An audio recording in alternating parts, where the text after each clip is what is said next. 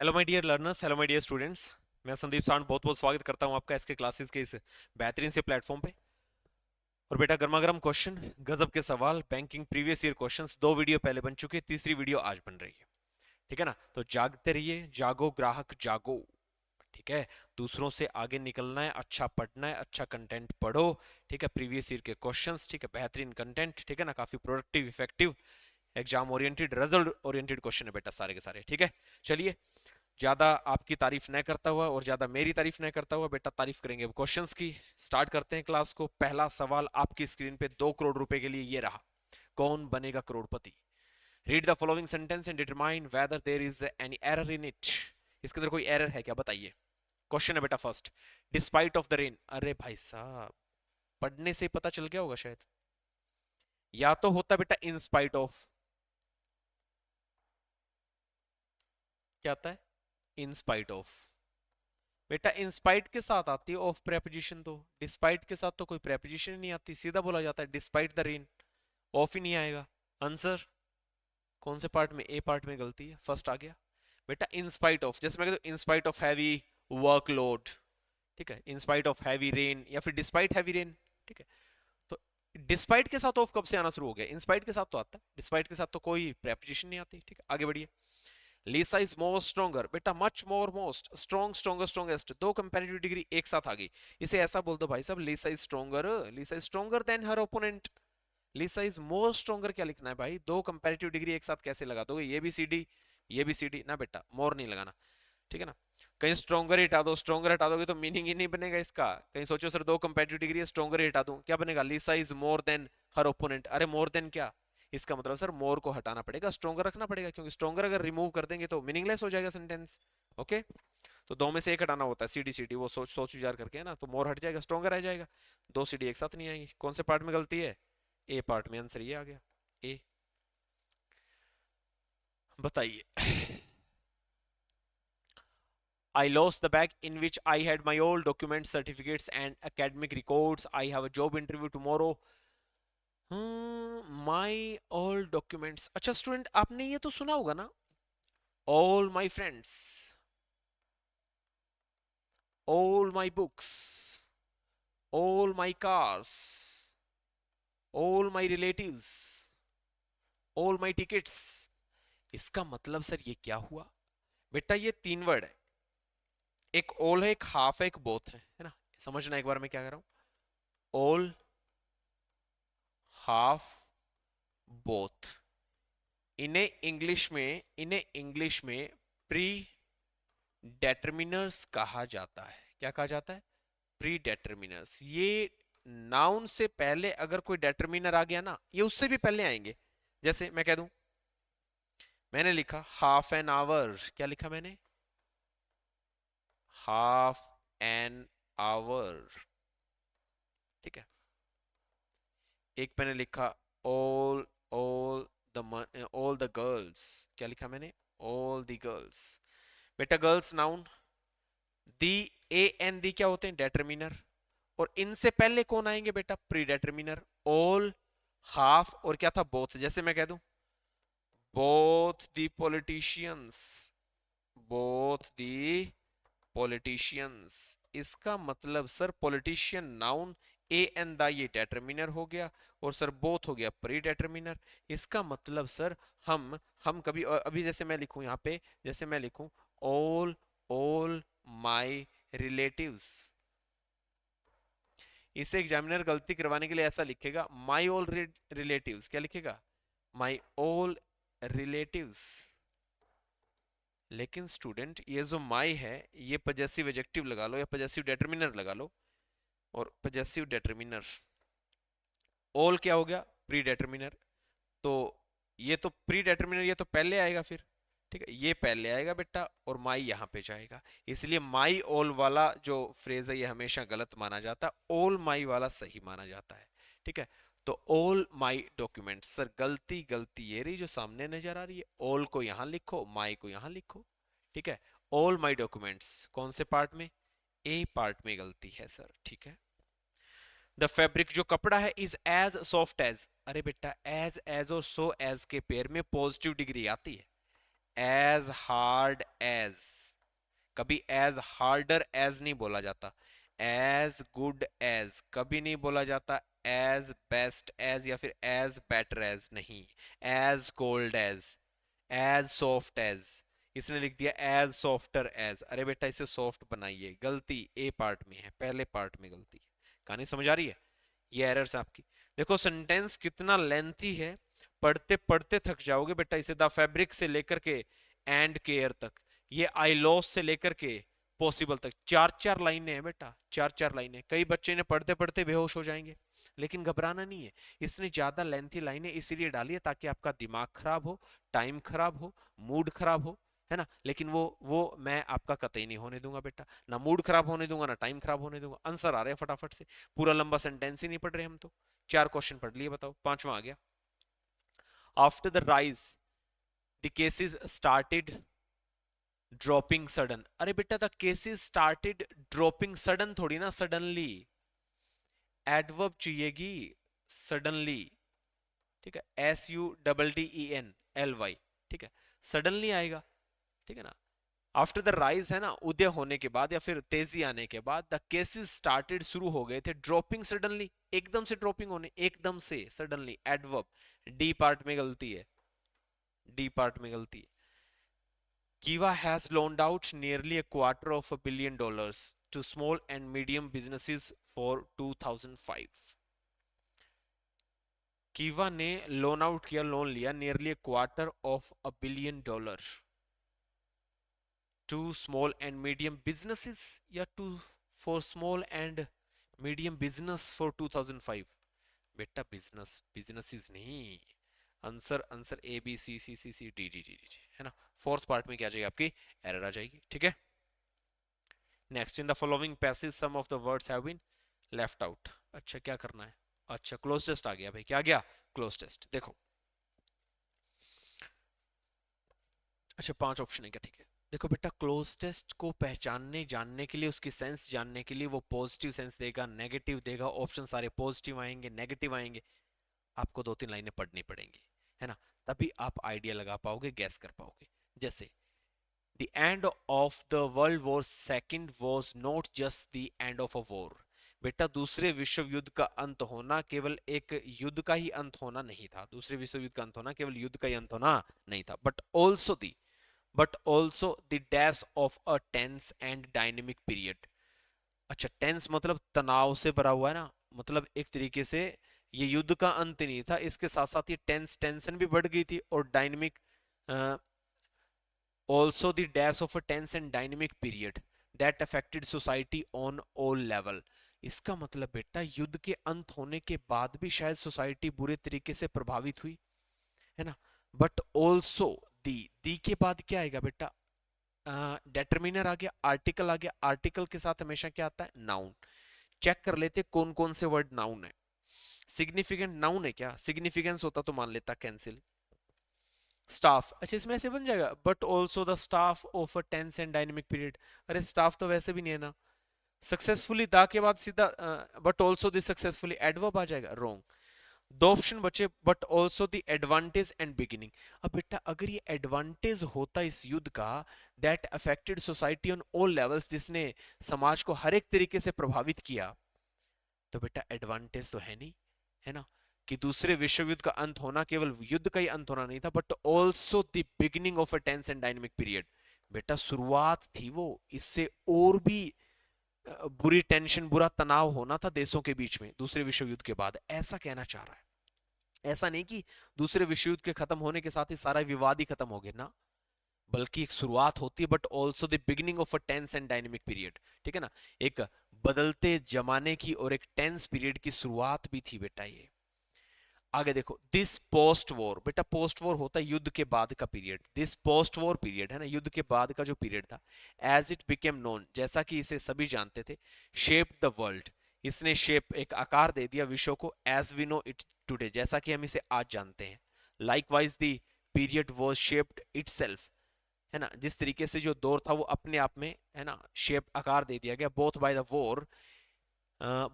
The war युद्ध के द्वारा, that had it that had it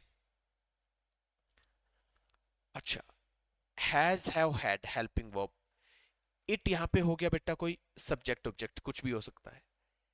अब हैड के बाद यहाँ पे बेटा वर्ब की थर्ड फॉर्म आएगी हैज हैव हैड के बाद, क्योंकि दैट कोई ना कोई चीज होगी जिसने हैड डैश इट, ठीक है ना।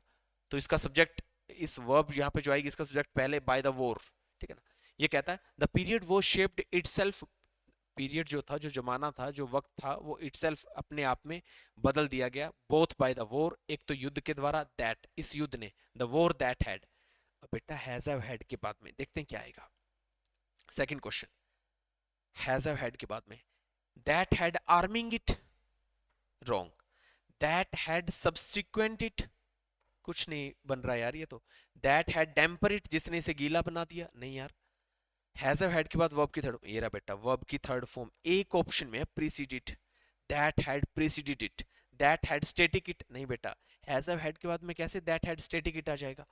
हैज हैव हैड के बाद में यहाँ V3 चाहिए, और V3 एक ही ऑप्शन में था, बताओ, है ना। अब टेम्पर, सब्सिक्वेंट, आर्मिंग और स्टैटिक सारे ऑप्शन कैंसिल हो गए। आगे बढ़ो तीसरे क्वेश्चन पे। अच्छा यहां तक पढ़ लिया, and the powerful forces that surrounded it, ठीक है। As the energy of fundamentally different ideologies, अच्छा यहाँ पे डिफरेंट आइडियोलॉजीज का मतलब अलग अलग विचारधाराएं, मतलब अलग अलग देश। एज द एनर्जी, जैसा कि उनकी शक्ति, उनकी पावर, मतलब अलग अलग विचारों वाले देशों की पावर, ठीक है। कोलाइडेड, भिड़ गई थी, with advances in science, science में आगे होना चाहते थे। Such as the nuclear bomb, मतलब दूसरे विश्व युद्ध के बाद बेटा एक होड़ लगी देशों के बीच में, एक मैं कह दूं कि एक दौड़ चल पड़ी दुनिया के देशों के बीच में कि ज्यादा से ज्यादा और बहुत ज्यादा इफेक्टिव और डेंजरस न्यूक्लियर बॉम्ब कैसे बनाए जाएं। जितने ज्यादा न्यूक्लियर बॉम्ब होंगे वो देश उतना ही दुनिया के अंदर शक्तिशाली माना जाएगा। ऐसी होड़ चल पड़ी कि एक देश दूसरे देश को पीछे छोड़ना चाह रहा था, किसमें, साइंस और टेक्नोलॉजी के अंदर।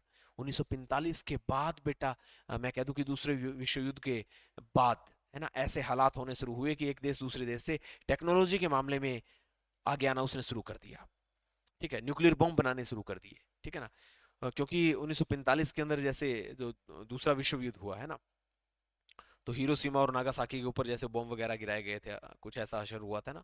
तो उसके बाद से ही देशों ने ऐसा सोचना शुरू कर दिया था।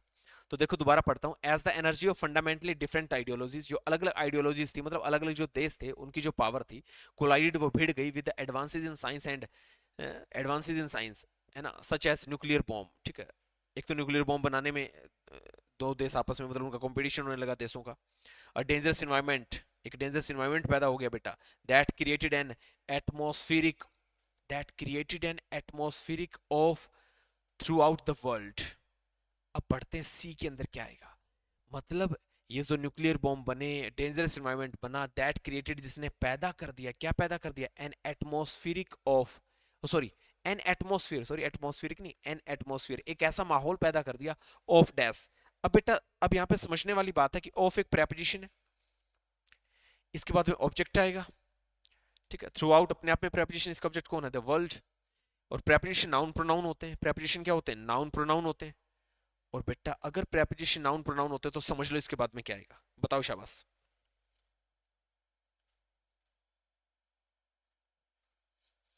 पॉलिटिकली नाउन प्रोनाउन है, गलत। रेडिकल नाउन प्रोनाउन है, एडजेक्टिव है। सिंबॉलिक, गलत।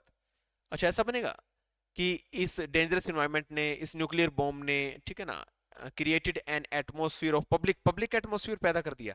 अरे बेटा एन एटमॉस्फेयर ऑफ पैरेनोया, ठीक है, पैरेनोई, ठीक है ना। पैरेनोइया का मतलब क्या होता है, पैरेनोई का मतलब होता है बेटा पागलपन। क्या, पागलपन। बस दुनिया के देश ये सोचने लगे जितने डेंजरस वेपन्स हम बनाएंगे, जितना डेंजरस इन्वायरमेंट पैदा करेंगे, ठीक है, उतना ही अच्छा होगा। तो एक माहौल पैदा हो गया पूरे विश्व के अंदर, विश्व के देशों के अंदर, किसका, पागलपन का माहौल पैदा हो गया। सबने न्यूक्लियर बॉम्ब बनाने स्टार्ट कर दिए 1945 के बाद, दूसरे विश्व युद्ध के बाद, ठीक है। तो यहाँ पे आएगा बेटा पेरोनिया, ठीक है ना, पागलपन का माहौल, an atmosphere of paranoia throughout the world and specially within America, और खासतौर से अमेरिका के अंदर ये माहौल पैदा हो गया भाई। आगे देखो, दिस एटमोस्फियर, कौन सा एटमोस्फियर, वो पागलपन वाला atmosphere, is known broadly as the cold war. बेटा इसे कोल्ड वॉर कहा जाने लगा, अंदर ही अंदर भीतरघात होने लगा, ठीक है, न्यूक्लियर बॉम्ब बनने लगे। While the cold war played out step by step between the United states, और बेटा यूनाइटेड स्टेट्स के बीच में और सोवियत यूनियन के बीच में cold war step by step होता रहा। एक के बाद एक खतरनाक डेंजरस वेपन्स बनते रहे सोवियत, रशिया और अमेरिका के बीच में, ठीक है। It was dash playing out in everyday lives of masses. बेटा दी मासेस का मतलब है पब्लिक, आम जन, लाइव्स ऑफ मतलब आम आदमी की जिंदगी, इन द एवरीडे है ना, प्रतिदिन क्या होता रहा देखना भाई। फिर ये कह रहा है जो कोल्ड वॉर चला, ठीक है ना, कोल्ड वॉर के लिए आ गया, it was dash playing out in everyday lives, है ना, डेली लाइफ की जो जो दिन भर की जो प्रतिदिन की जो जिंदगी थी बेटा, उसके अंदर इट वॉज डैश, देखना इट वॉज के बाद में क्या आएगा, it was war heads. War heads का मतलब हथियार, और वॉर हेड्स बेटा ये तो प्लूरल नाउन है, वॉज के साथ कैसे आ जाएगा, कैंसिल, वॉज है ना, वॉज के बाद वॉर हेड्स कैसे आ जाएगा। Separated, it was separated playing out, it was बेटा वॉज के बाद में आपने इट वॉज सेपरेटेड, सेपरेटेड लिखना था तो आगे फ्रॉम लिखते कहीं, इट वॉज सेपरेटेड फ्रॉम, ये अलग हो गया था, फ्रॉम कहीं आगे है नहीं, सेपरेटेड हजम नहीं होगा यहाँ पे। It was hiding playing out, it was hiding playing out, it was seek, अकेला ही वीवन आ जाएगा, इट वॉज सीक, या तो सीक आता, सीकिंग आता, कैंसिल, क्या आएगा, it was simultaneously playing out. और वैसे भी एक चीज हो रहा है, एडवर्ब आएगी ना यहाँ पे, ये ऐसे भी तो हो सकता था, इज एम आर के बाद में वर्ब के एनजी फॉर्म सीधा पढ़ सकते थे, it was playing out, it was playing out in everyday lives, है ना, दिन जो रोजमर्रा की जिंदगी थी उसमें ऐसा हो रहा था। साइमल्टेनियसली का मतलब होता है, मतलब एक के बाद एक, ठीक है ना, एक साथ हो रहा था, ठीक है, साइमल्टेनियसली का मतलब होता है एक साथ हो रहा था, ठीक है, मतलब कभी यूनाइटेड स्टेट्स की तरफ से और कभी सोवियत यूनियन की तरफ से, है ना, साइमल्टेनियसली हो रहा था ऐसा, ठीक है भाई, कहानी समझ आ रही है। एक ही समय पे कह सकते हो, एक साथ बोले तो एक ही समय पे, कभी यूनाइटेड स्टेट परेशान कर रहा था कुछ बना करके मिसाइल वगैरह, कभी सोवियत यूनियन परेशान कर रहा था, ठीक है ना, तो आंसर आ गया साइमल्टेनियसली, बाकी बनेगा नहीं। नेक्स्ट देखना, प्लेइंग आउट, ठीक है भाई, ये हमारा लास्ट क्वेश्चन है क्या यहाँ पे, या और भी, हाँ ये लास्ट है इसका, सॉरी क्लोजेस्ट का लास्ट है, देखना इनफैक्ट वास्तव में, यहाँ से पढ़ता हूँ, the United states had enjoyed and, अच्छा यूनाइटेड स्टेट्स ने एंजॉय किया था, मतलब कुछ पॉजिटिव बात होगी, यूनाइटेड स्टेट्स ने, ये कहता है इनफैक्ट वास्तव में, the United states had enjoyed N extended period of economic, अच्छा एंजॉय किया था बेटा इकोनॉमिक का, कैसा पीरियड देखना, economic, a period of economic, economic एक एडजेक्टिव है, इसके बाद में क्या चाहिएगा बेटा, इकोनॉमी नाउन होगा, इकोनॉमिक एडजेक्टिव, इसके बाद में एडजेक्टिव के बाद में नाउन आएगा कोई ना कोई, ठीक है। ड्यूरिंग द वॉर, युद्ध के दौरान, भाई युद्ध के दौरान अमेरिका ने बहुत बड़े पैमाने पर इकोनॉमिक क्या एंजॉय किया था, economic what, economic subject, economic behind enjoy किया था, इकोनॉमिक रिप्रेसिव एंजॉय किया था, इकोनॉमिक रिट्रोस्पेक्ट होता है बेटा जांच, एक इकोनॉमिक जांच एंजॉय की थी ना, economic subject enjoy, economic expansion आएगा बेटा। मतलब क्या हुआ, इसके बाद में अमेरिका ने बेटा इस युद्ध के दौरान बहुत ज्यादा, ड्यूरिंग द वॉर, युद्ध के दौरान देखो, in fact the United states had enjoyed N extended period of economic, economic क्या, एक्सपेंशन ड्यूरिंग द वॉर, ठीक है, एंड द फॉलोइंग ईयर, और इससे एंड द फॉलोइंग वॉर, और इसके बाद में जो युद्ध आया, the US economy continued with great strength for more than a decades. बेटा डिकेड्स होते हैं 10 साल, 10 सालों का एक पीरियड दशक कहा जाता है, ये कहता है कि इसके बाद में भी एक दशक तक, ठीक है ना, जो अमेरिकन सॉरी जो आपकी जो यूनाइटेड स्टेट्स की जो इकोनॉमी थी बेटा, वो क्या होती रही, ग्रो होती रही, है ना, विद ग्रेट एक्सटेंट, बहुत हद तक बेटा इसका एक्सपेंशन हो गया था, मतलब लाभ लिया यूनाइटेड स्टेट्स ने, है ना, इसका दूसरे विश्व युद्ध का। तो इसका मतलब बेटा एंजॉय तभी किया होगा, पॉजिटिव वर्ड लेके आना है क्या, अपनी economic expansion during the war, है ना, एक्सपेंशन आएगा, ठीक है, क्लियर हुआ भाई। तो सेंस पहचाननी है, कई भी बार ऐसा भी पहचाना, हैज हैव हैड के बाद में वर्ब की थर्ड फॉर्म यहाँ पे आएगी या नहीं आएगी, यहाँ पे एडवर्ब आएगी या नहीं आएगी, है ना, इस टाइप की चीजें, कि अगर मैं कह दूं कि एडजेक्टिव आ गया तो एडजेक्टिव के जस्ट बाद में, डिटरमिनर के जस्ट बाद में क्या आएगा, नाउन आएगा, इस प्रकार से बेटा ये चीजें बनाई जाती हैं, ये चीजें आपको पहचाननी पड़ेगी यहाँ पे, जैसे ये रहा इकोनॉमिक, इकोनॉमिक व्हाट, डिटरमिनर बोल दो, इसे एडजेक्टिव बोल दो, इसके बाद में क्या आना है, नाउन आना है, ये डिटरमिनर है यहाँ पे इकोनॉमिक, तो नाउन को फॉलो करेगा, नाउन को क्या आएगा, एक्सपेंशन आएगा, ठीक है। Next question, in the following sentence 4 words और phrases have been printed in bold, अच्छा one bold part in the sentence is not acceptable in standard English, अच्छा एक बोल्ड पार्ट है ना स्टैंडर्ड इंग्लिश में एक्सेप्टेबल नहीं है, देखते हैं क्या नहीं है भाई, डीपर तो होता है, एनालिसिस तो होता है, एक्सेप्टेबल गेन भी होता है, कंक्लूजन्स की स्पेलिंग गलत है, ये एक्सेप्टेबल नहीं है, ऑप्शन आ गया फोर्थ, ठीक है ना, the players need to practise in order to improve their techniques, बेटा टेक्निक्स की स्पेलिंग गलत है यहाँ पे, ये एक्सेप्टेबल नहीं है इंग्लिश में।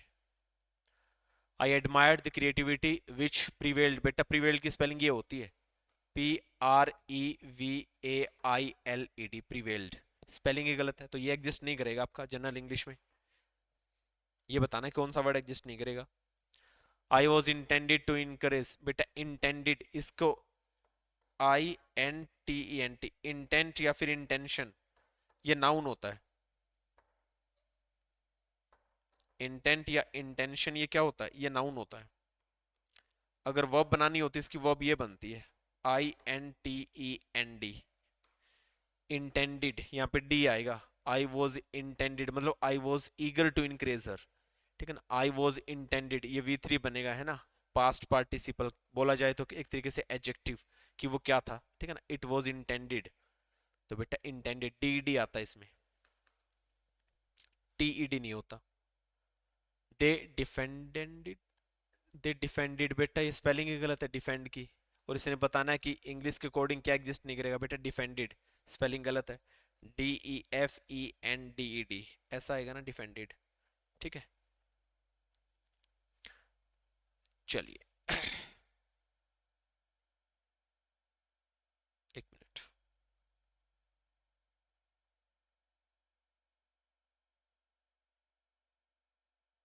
अच्छा ये पैसेज आ गया, ठीक है। एक मिनट के लिए, पैसेज मैं तुम्हें बाद में पढ़ाऊंगा, उससे पहले बेटा ये क्वेश्चन। अच्छा इस क्वेश्चन में करना क्या है, इस क्वेश्चन में आपको ये बताना है कि फर्स्ट लाइन कौन सी होगी, सेकंड कौन सी होगी, थर्ड कौन सी होगी, फोर्थ कौन सी होगी, फिफ्थ कौन सी होगी। ये जंबल है ना, पैराजंबल आ गया। ABCDE 5 लाइनें दी गई है, आपको ये बताना है कौन सी लाइन फर्स्ट होगी, कौन सी लाइन सेकंड होगी, कौन सी लाइन थर्ड होगी, क्या फंडा है, ठीक है। Rearrange the following 5 segments ABCDE in the proper sequence to form a meaningful paragraph, ठीक है। इन ABCDE को अच्छी सीक्वेंस के अंदर अरेंज करना है, और आपको यह भी बताना है कि ABCD और E कितने कितने नंबर पे आएगा। E फर्स्ट होगी, D सेकंड होगी, C थर्ड होगी, ये फोर्थ होगी, फिफ्थ होगी, ये भी बताना है। इसको पढ़ लो और बताओ, शाबाश। मैं चाहता तो 5 क्वेश्चन बना सकता था, इसमें 5 स्लाइड्स बना सकता था, कौन सी लाइन फर्स्ट होगी, कौन सी लाइन सेकंड होगी, कौन सी थर्ड होगी, लेकिन मैं आपको वैसे बता रहा हूं कि इन्हें पढ़ लो और इससे 5 क्वेश्चन बन जाएंगे। कितने क्वेश्चन बन जाएंगे, 5। बनाओ, कैसे बनाओगे। सेंट्रल नाउन कौन है यहाँ पे, NPCIL, कौन है, NPCIL। NPCIL देखो कितनी बार आ रहा है। एक ये रहा, nuclear power corporation of India limited, nuclear power corporation of India limited, इसे ही तो क्या बोला गया, NPCIL। फॉर्मड इन 1987, ये 1987 में बना था। क्या है, is a public sector enterprise undertaking the administrative control of department of atomic energy. अच्छा, डिपार्टमेंट ऑफ एटॉमिक एनर्जी जो हिंदुस्तान का कोई डिपार्टमेंट है उसके अंडर काम करता है NPCIL। मेरे हिसाब से बेटा इंट्रोडक्शन ही तो है, सबसे पहले तो यही बताया कि NPCIL क्या फंडा है, बहुत बार आ गया NPCIL।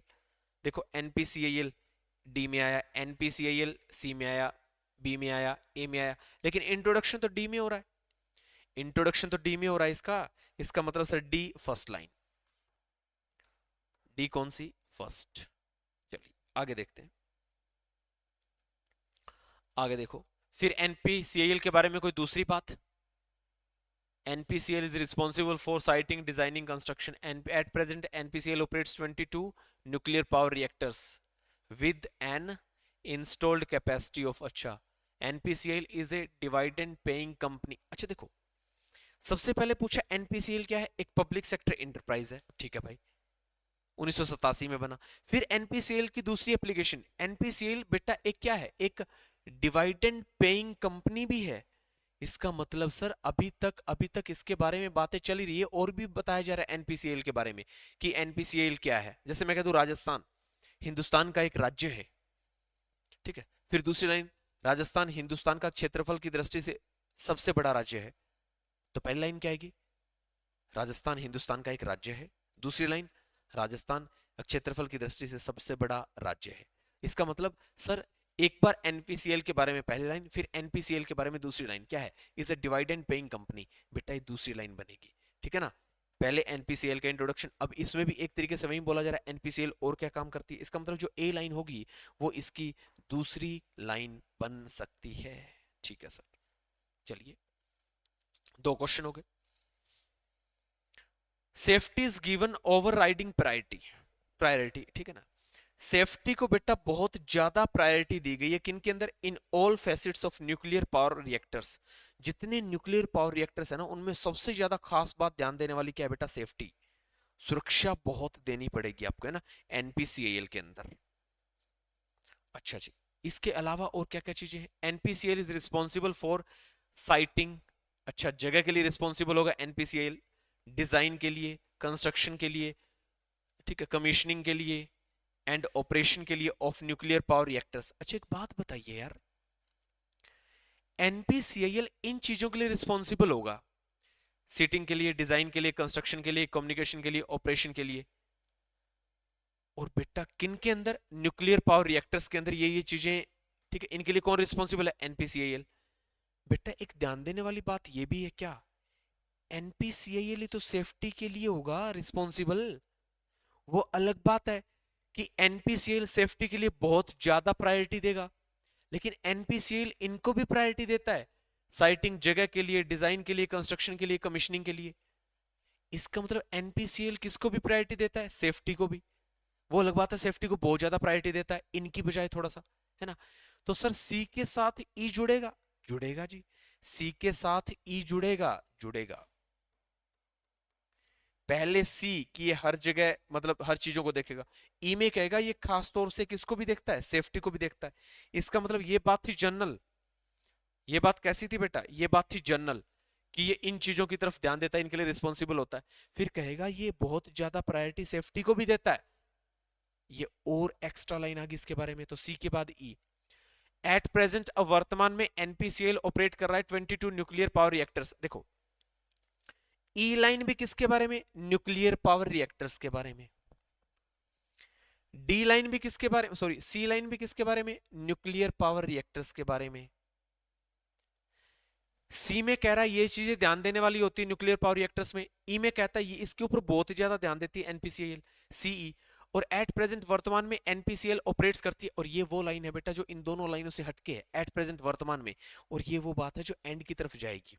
अभी वर्तमान में इतने रिएक्टर्स, न्यूक्लियर रिएक्टर्स ऑपरेट करती है, ठीक है। 22 nuclear reactors operates with an installed capacity of 6780 megawatt, 6780 megawatt के साथ इतने न्यूक्लियर ऑपरेट्स हो रहे हैं एट प्रेजेंट वर्तमान में। बेटा इसका मतलब इनके ऑपरेट्स करने से पहले क्या क्या चीजें, किन किन चीजों पे ध्यान देना होता है, ये तो इसी में बताएगा ना, सी और ई में।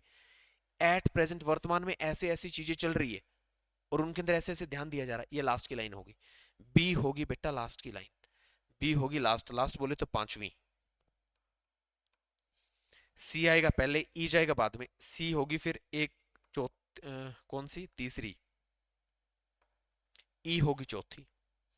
अब देखो फर्स्ट पे क्या आएगा, डी, सेकंड पे ए, थर्ड पे सी, फोर्थ पे ई, पांचवें पे बी, पांचवें पे बी, आंसर आ गया।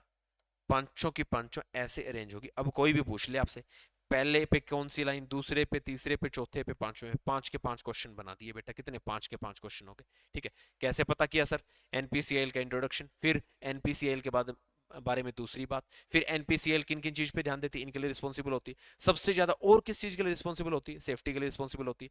फिर लास्ट में कहा जाएगा कि कितने पावर प्रोजेक्ट्स जो है, न्यूक्लियर पावर रिएक्टर्स जो है वो काम कर रहे हैं, ये लास्ट में आ जाएगा। एट प्रेजेंट वर्तमान में ऐसा ऐसा हो रहा है, ठीक है ना। तो सबसे पहले तो आते नहीं बोलेंगे एट प्रेजेंट वर्तमान में ऐसा हो रहा है ना, इससे पहले न्यूक्लियर पावर रिएक्टर्स का जिक्र होगा। ठीक है, तो ये 5 के 5 क्वेश्चन बेटा इससे अटेम्प्ट हो गए। अभी जो ये आपकी तीसरी क्लास बेटा कंप्लीट हो गई है, ठीक है, बैंकिंग प्रीवियस ईयर क्वेश्चंस की तीसरी क्लास कंप्लीट हो गई है। ठीक है, 2 क्लासेस पैसेज की हो चुकी हैं, 3 क्लासेस प्रीवियस ईयर क्वेश्चंस जो बैंकिंग के उनकी हो चुकी है, पैसेज की सीरीज अलग चल रही है। ठीक है, और अभी एक क्लास है ना, मैं कह दूं कि पैसेज की भी आपको तीसरी क्लास मिल जाएगी कल, है ना।